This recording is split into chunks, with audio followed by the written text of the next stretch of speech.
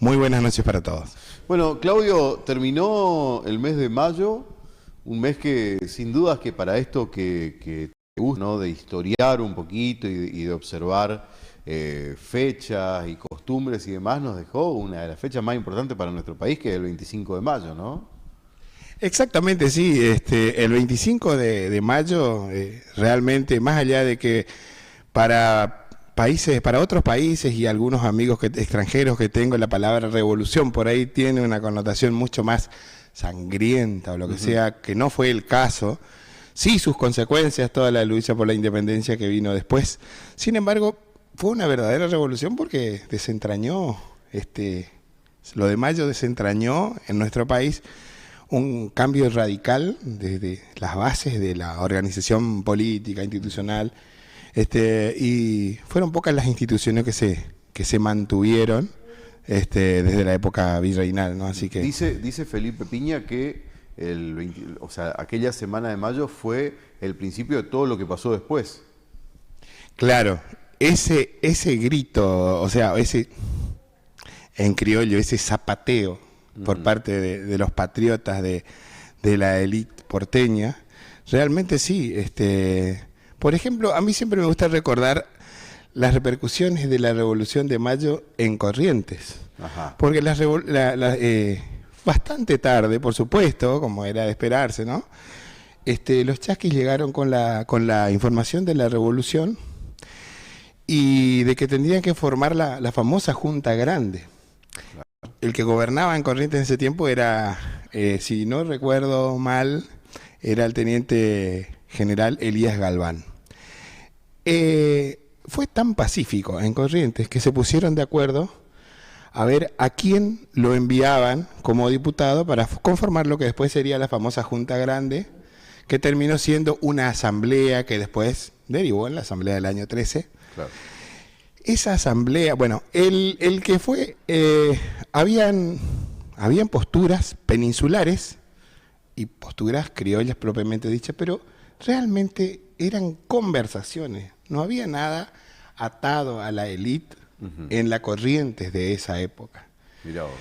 Entonces, que después sí se identifica mucho con la lucha de unitarios y federales. Claro, y eso fue después, pero que en realidad, bueno, lo que tenía que ver con unitarios y federales también hay una distorsión que es importante señalar, porque una cosa fueron los unitarios de la época de Bernardino Rivadavia y después fueron otra época que no se sabe quién quería más la unidad, y que querían la unidad nacional, o qué pretendía, por ejemplo, por ahí, como correntinos, Juan Manuel de Rosas parece que quería más la centralización, parece que tenía más caracteres unitarios en ciertas cosas, sobre todo su segundo gobierno, que fue diferente al primero. Pero, por ejemplo, bueno, volviendo a lo que fue la Revolución de Mayo en Corrientes, fue tan pacífica que se hicieron varias menciones y había un cura que fue designado para representar tanto a peninsulares como a peninsulares, que eran los llamados pro-españoles, como a los criollos. Pero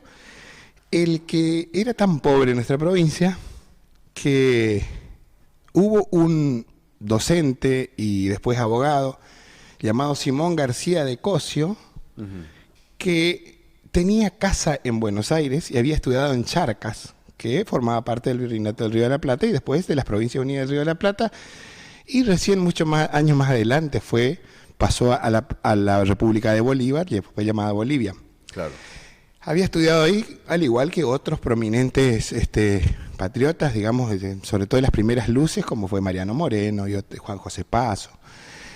Había estudiado en Charcas. Entonces, él tenía casa en Buenos Aires. Y eso era determinante para que el elegido a representar a Corrientes fuese él, digamos. Entonces, nuestro diputado, que fue consensuado tanto por españoles como por criollos, y sin mínimas discusiones, un consenso realmente. La Revolución de Mayo en Corrientes fue un consenso.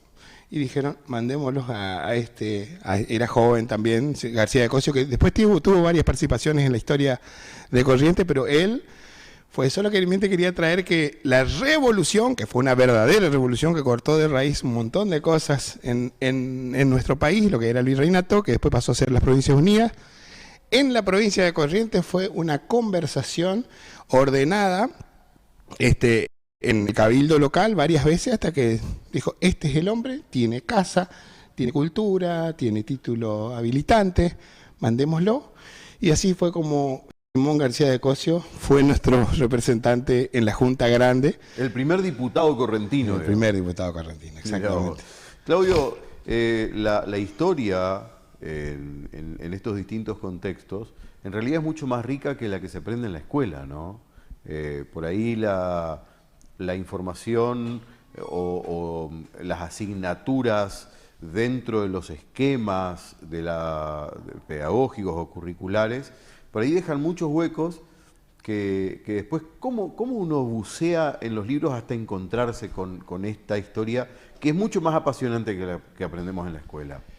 Yo creo que nosotros, pero esto no tiene que ver con ningún lineamiento político en particular, sino simplemente que los contenidos curriculares están obedeciendo a una política en su momento y después en otro y sucesivamente, y el enfoque también puede ir cambiando. Sin embargo, yo creo que uno tiene que hacer porque la historia oficial no es mentira. Simplemente se hace denotar o resaltar una parte de la historia que es la que se pretende explicar los porqués de alguna actualidad que puede convenir o no a determinado personaje, ¿no? Digamos que unificar el discurso. Claro, entonces yo creo que como ciencia, más allá de que sea una ciencia social, lo ideal es, primero que nada, tratar de siempre, sobre todo, como decimos en Corrientes, escuchar todas las campanas, pero además de eso, tenemos que ver que hay una historia nacional, una historia regional y una historia local. Claro. Y las cosas que acontecen a niveles locales siempre tienen un porqué que a veces va en contrapelo de lo que sería la historia nacional, por ejemplo. Es por eso que, por ejemplo, una persona como Juan Manuel de Rosas tiene tantos adeptos, porque está bien, para Buenos Aires tendría que tenerlo, porque realmente fue prominente y fue el restaurador de las leyes. Sin embargo, también hay que entender que las provincias del interior, y no por el unitarismo, porque el unitarismo en realidad era lo que quería, en esa época, esa última época, el unitario quería la unidad nacional. Por eso fue llamado unitario. Sin embargo, bueno, por eso decía que la defensa de Pedro Ferré, del mártir de Pago Largo, Verón de Astrada, y tantos personajes históricos que fueron enemigos, fue por una cuestión de interés local y que lo que hacía Rosas era en detrimento. Y es por eso también que George Washington en Estados Unidos pero sin embargo para los primeros británicos fue un gran enemigo, ¿no? Un dolor de esos. Claro, ¿viste? Entonces, por supuesto, nosotros tenemos que tratar, el problema viene cuando tratamos de politizar con facciones actuales cuestiones que existieron hace mucho tiempo. Claro. El devenir histórico es como el río, decía un reconocido historiador, que desemboca donde tiene que desembocar. Nosotros no podemos esperar la meta y decir, ojalá que esto termine acá. Claro. Porque no podemos hacer que Salvador Hassan sea mi primo, y no lo es.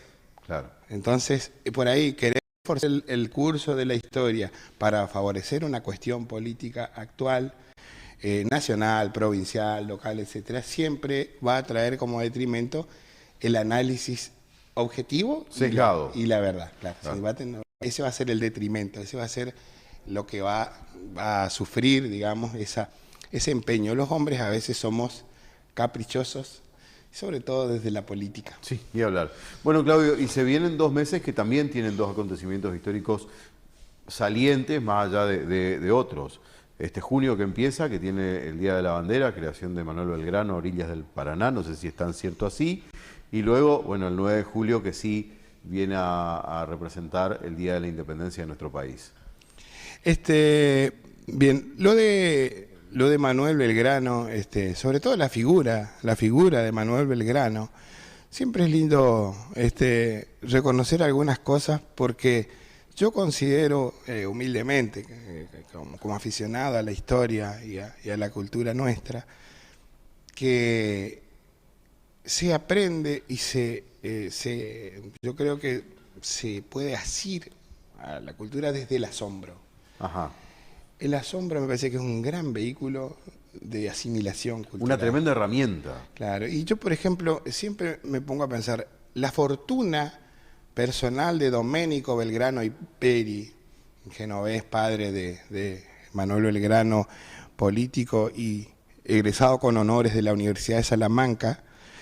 Salamanca era la universidad más importante del mundo, porque España era la potencia del mundo y el idioma mundial era el español. El peso español fue la moneda que más tiempo duró en el mundo hasta el día de hoy, mucho más que el dólar y que cualquier libra.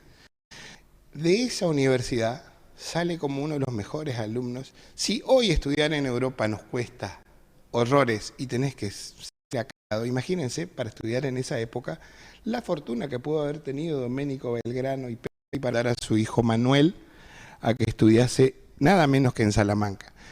Esa cuestión de haber estudiado ahí, yo creo que y de haber venido como empleado de la Real Audiencia, que viene delegado, digamos, y después de todos los lujos que pudo haber tenido un joven profesional, brillante, que se graduó con honores en la mejor universidad del mundo de la época, decide propagar los ideales de la revolución a lomo de mula y caballo y recorrer todo lo que fue el virreinato de esa manera. Yo creo que la historia no sería la misma si no fuera por esa entereza y esa decisión de decir, alguien tiene que inmolarse por la patria, y ese ideal, digamos, que tuvo. Si uno pone la lupa sobre la personalidad de Belgrano, por ejemplo, yo creo que eso tiene mucho que ver con lo que ocurrió después. O sea, Belgrano fue un gran artífice de lo que pasó.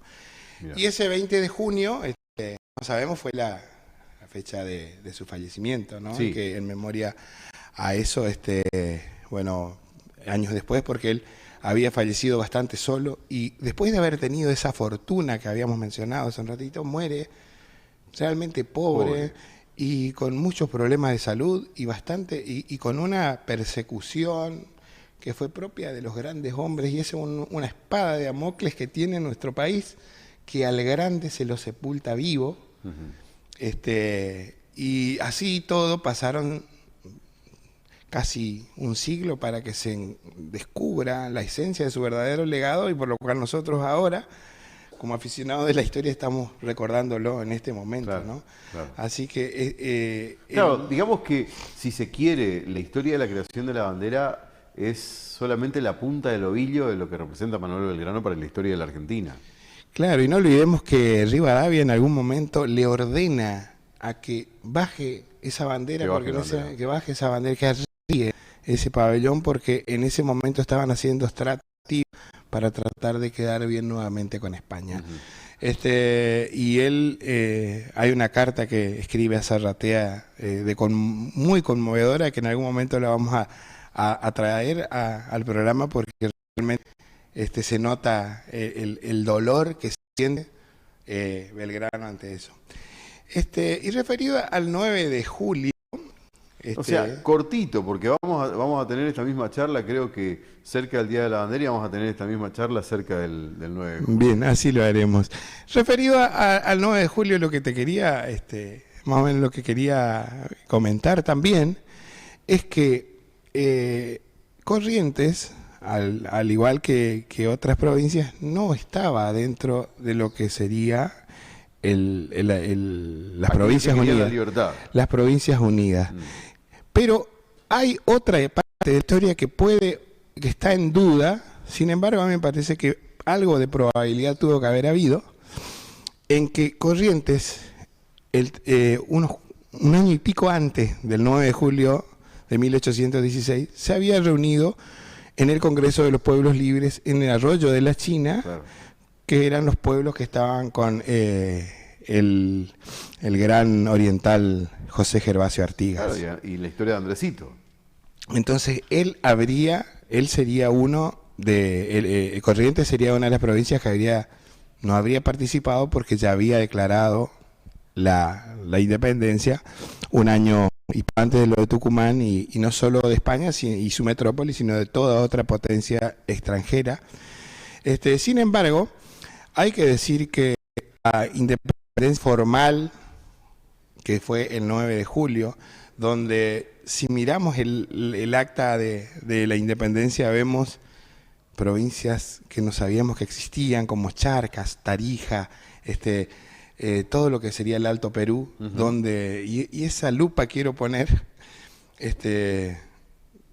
que en el Alto Perú hubieron años y años en que murieron y mataron defendiendo el nombre de la independencia, y de un golpe abandonamos todos los intereses para que sea la República de Bolívar, después llamada Bolivia.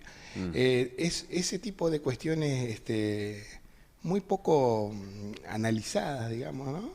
Y que, ¿a qué viene? Sería bueno sociológicamente, claro, hacer un análisis profundo de qué pasó, que dejamos las minas de Potosí, que dejamos ir un montón de cuestiones que tienen que ver con nuestra desvencijada economía, que veníamos de siglos de...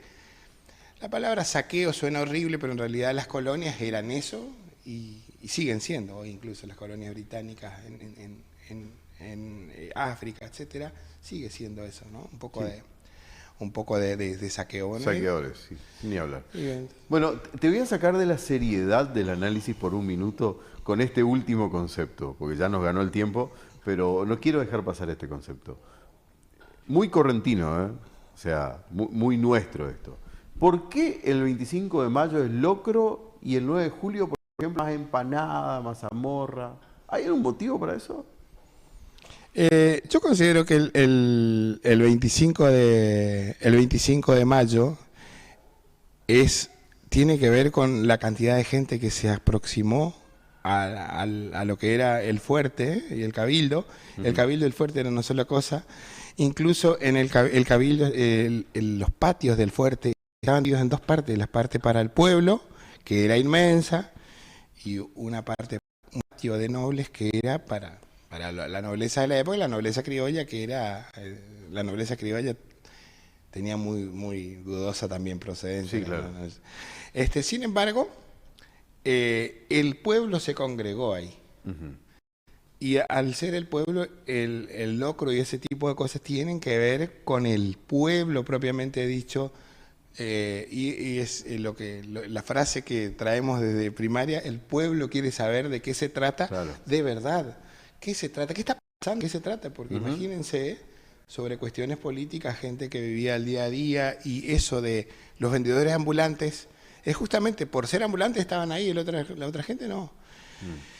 Después, la efervescencia llevó a que estén, digamos, pero fue más popular, y el locro también.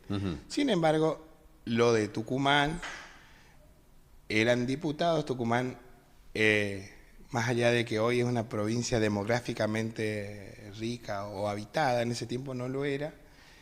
Y entonces estaban diputados y sus colaboradores. Lo que serían los asesores de hoy. Claro, ¿no? Sí, exactamente. Yo creo que con un sueldo un poquito más modesto en esa época, supongo, para poder llegar a algo. Sin embargo, entonces era otra cosa, digamos, ¿no? Era otra extracción social, y eran muchos frailes, varios abogados, muchos militares, y gente que entonces ya no era el locro popular, sino sí más bien algo un poquito más más cómodo y más refinado, sí, más refinado para la época.